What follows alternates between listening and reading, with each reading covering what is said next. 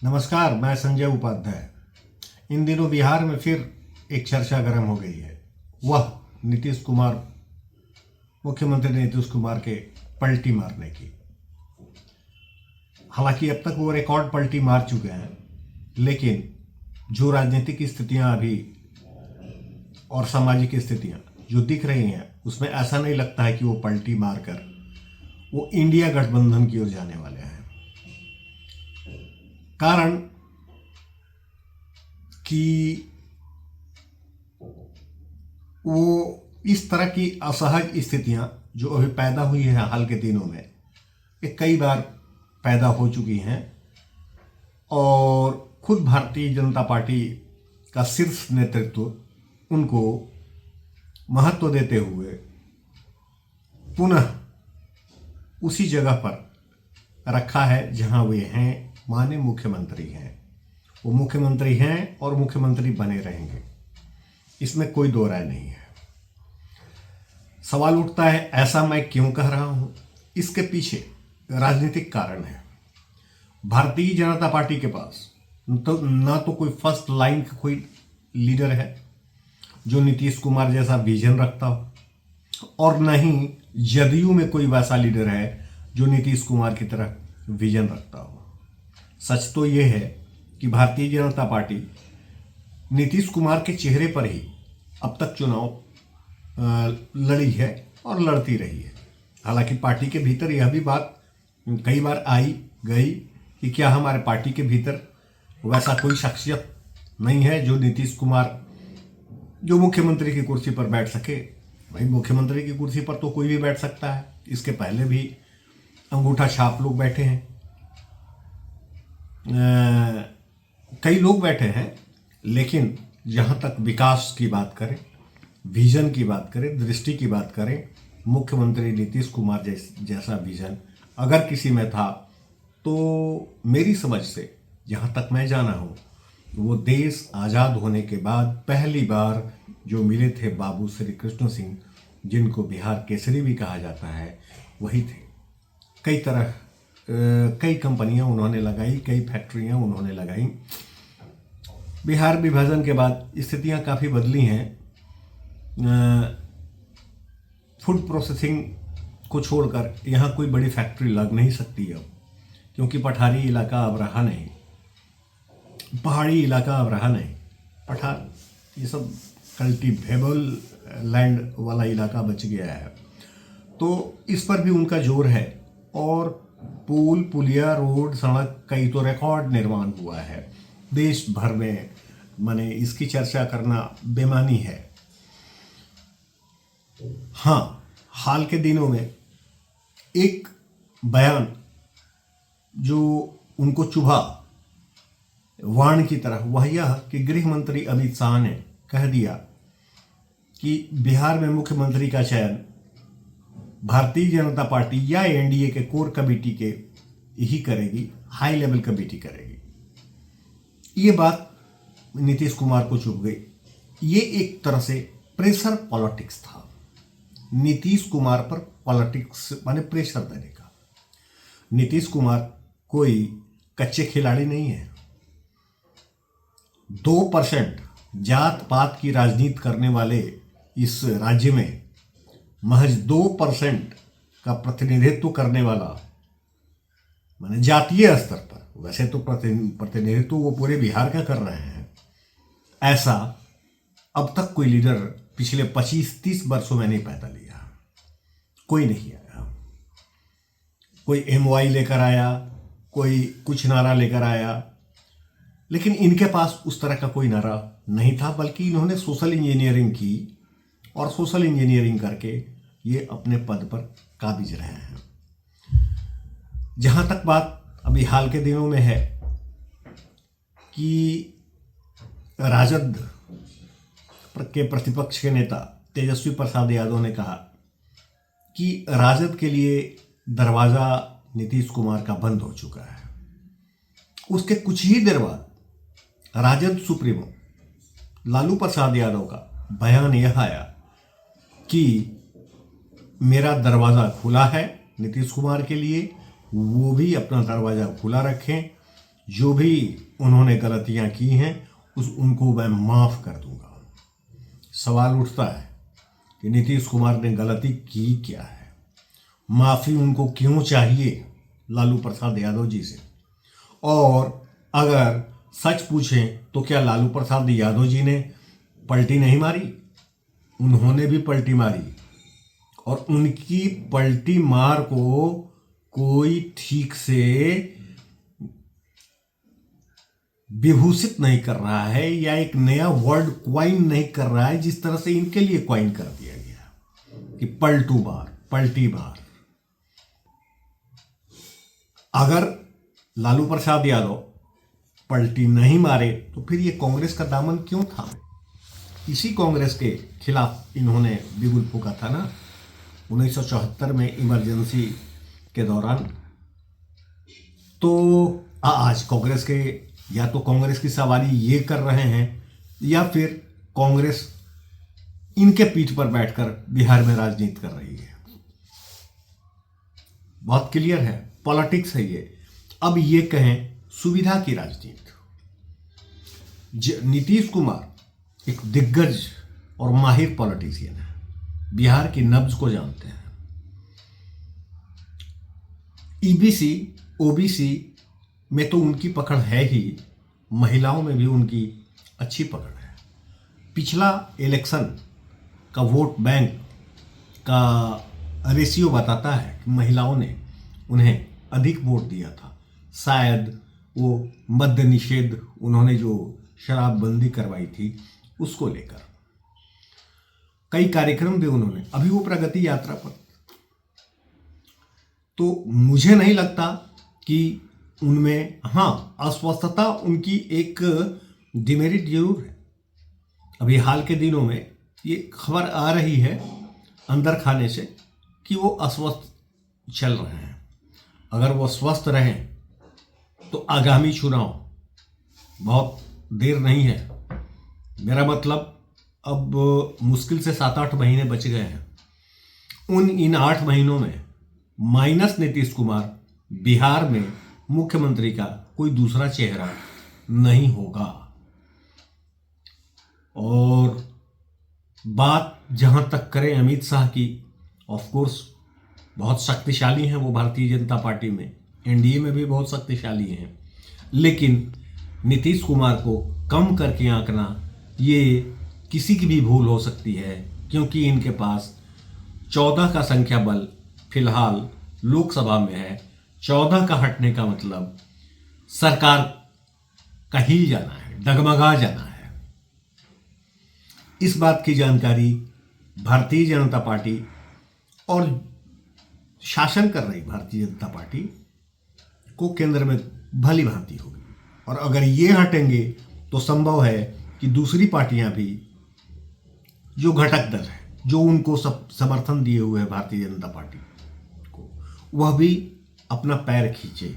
और जहां तक घटक दल की बात है तो घटक दल में खींचतान होते रहता है, ये कोई नई बात नहीं है। गठबंधन की राजनीति है। गठबंधन की राजनीति वर्ष 1990 से शुरू हुई। इसके पहले गठबंधन की राजनीति बहुत कम देखी जाती थी। तो गठबंधन की राजनीति में घटक दल कौन अधिक वोट लाएगा, किसके अधिक प्रतिनिधित्व रहेंगे लोकसभा में या विधानसभा में, ये सारी बातें होती रहती हैं। और इसके लिए एक दूसरे को चाहता है लोग कि हम हर रेस में आगे निकल जाए।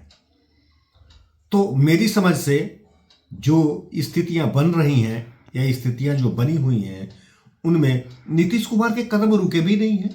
नीतीश कुमार अपनी प्रगति यात्रा पर है। वो कुछ कार्यक्रमों का वो पश्चिमी चंपारण में हाल में उन्होंने शिलान्यास भी किया है। और यूं कहें कि वो संगठन को, सांगठनिक मजबूती पर भी वो ध्यान दे रहे हैं। तो ये इलेक्शन मोड में है। हाँ, यह आरोप जरूर लगता रहा है कि सरकार वो नहीं बल्कि अधिकारी चला रहे हैं। तो ये तो एक बड़ी आम बात है। देश के कई राज्यों में ये देखा गया है कि मुख्यमंत्री ढेर सारे काम को, कार्य को, रणनीति को, योजनाओं को, परियोजनाओं को वो अपने चहेते अधिकारियों के जिम्मे सौंप देते हैं। ये कई राज्यों में ये देखा गया है। ऐसी स्थिति में ये मान लेना कि नीतीश कुमार पलटी मारेंगे, पलटी सुगबुगाहट है। पिछले 3-4 दिनों से ये बड़ी तेज हवा है बिहार में, और ये हवा मुझे ऐसा नहीं लगता कि वो नीतीश कुमार पर कोई असर डाला है। अगर हाँ असर डाला है तब जब गृह मंत्री राज्य अमित शाह ने कहा, तो उसके बाद यह भी प्रेशर पॉलिटिक्स करने लगे हैं, यह भी अपने विपक्षियों से मिलने लगे हैं। तो ये प्रेशर पॉलिटिक्स है दोनों ओर से, जहां पर संतुलन कायम होगा ही, और संतुलन कायम होते स्थिरता बन जाएगी और सरकार पर कोई असर नहीं पड़ने को है। कुछ तो राजनीतिक पंडित यह भी कयास लगा रहे हैं कि सरकार कभी भी गिर जाएगी। सोशल मीडिया तो बड़ा गजब किए हुए है, कभी भी सरकार गिरने की बात और गिराने की बात कर रही है। ऐसी कोई बात नहीं है। जो स्थितियां हैं बिल्कुल सामान्य स्थितियां हैं। घटक दल है, खींचतान चलते रहता है घटक दलों में, और बयान के तीर भी चलते हैं, और उन बयान के तीरों से यह अंदाजा लगा लेना, यह कयास लगा लेना कि सरकार ये इनकी गिर जाएगी या फिर ये दूसरा गठबंधन कर लेंगे, ठीक नहीं है। ये लाजिमी नहीं है, स्वाभाविक नहीं है। ये बड़ा हल्का, बड़ी हल्की बात है ये। हाँ, ये तो रिकॉर्ड जरूर है कि इन्होंने गठबंधन तोड़ा है। पिछले 10 वर्षों में करीब 4-5 बार तोड़ा है। यह भी सच है कि ये 9 बार इन्होंने मुख्यमंत्री की शपथ ली है। ये सारी बातें ठीक है, लेकिन यह भी बात है कि सबसे अधिक काम भी इन्होंने किया है, वक्त भी इनको बहुत अधिक मिला है। जिन जगहों पर पुल नहीं बनने का किसी ने सोचा था, वहां पुल पुलिया भी बन गया है। मैं देखा हूं, लगभग पूरे बिहार को मैं देखा हूं, मैं घूम रहा हूं। एक जगह मुझे याद आ रहा है, जो सीतामढ़ी से लेकर वो शिवहर सीतामढ़ी से जोड़ता है चंपारण को। वो वहां तो बरसात के दिन में लगता था कि समंदर सा दृश्य उत्पन्न हो गया है। लगता ही नहीं था कि यहाँ कभी पुल भी बनेगा। दुर्घटनाएं आम होती रहती थी वहाँ, लेकिन वो बना। और बड़ी इंटरेस्टिंग है ये जानना कि हाल के दिनों में अभी ये बेतिया, मेरा मतलब चंपारण की यात्रा पर थे। ये किसी को समझ में नहीं आया कि उधर वो चंपारण की यात्रा पर थे और इधर बेतिया राज की जमीन की पर जो अतिक्रमण हो गया है, 15,000 एकड़ जमीन में करीब 8 से 9,000 एकड़ जमीन पर अतिक्रमण की बात की जा रही है। उधर 24 से 26 विधानसभा क्षेत्र उस इलाके में पड़ते हैं। उधर वो अभी उस इलाके में है, आंदोलन की सुगबुगाहट उन्होंने वहां देख ली। वो अभी एनडीए का देन है। हमको लग रहा है कि 26 में करीब 22 विधानसभा क्षेत्र पर एनडीए का प्रतिनिधित्व है, आइदर जदयू और बीजेपी। तो उनके वहां जाते यहां पर तुरंत कानून लिबरल हो गया है। ये काम के पाठक जिम्मे के जिम्मे दिया गया था। कानून बिल्कुल लिबरल होकर, परसों की रिपोर्ट है, ये 2 दिनों पहले की रिपोर्ट है कि यह कहा गया है कि अगर जमीन का दस्तावेज, कागज, किसी भी तरह का कागज अगर अतिक्रमणकारी दिखा दें, बेतिया राज पर जो काबिज है बरसों से, सदियों ना कहें, दशकों से कहें, तो उनकी जमीन वह मान ली जाएगी। ये अपने आप में एक बहुत बड़ा मैसेज देता है, एक बहुत बड़ा मैसेज देता है। इस पर शायद लोगों की नजर नहीं है। वो 26 लगभग विधानसभा क्षेत्र हैं और 26 में करीब 22 पर वो काबिज है और वहाँ इनकी अच्छी पकड़ है। वाल्मीकि नगर की बात करें, वाल्मीकि नगर के लिए इन्होंने बहुत कुछ किया है, वहाँ के थारू समुदाय के लिए बहुत कुछ किया है। तो मेरा मतलब बहुत फोकस्ड बात मैं किसी एक पर नहीं करूँगा। ओवरऑल अगर बात हम करें तो ऐसा लगता है कि ये लोगों की नज़र में है कि ये उन्होंने उनसे बात कर ली तो गठबंधन टूट जाएगा, या फिर अमित शाह ने कह दिया ऐसा तो कि मुख्यमंत्री को कोर कमेटी तय करेगी, तो गठबंधन ये तोड़कर हो सकता है कि ये इंडिया गठबंधन में चले जाए।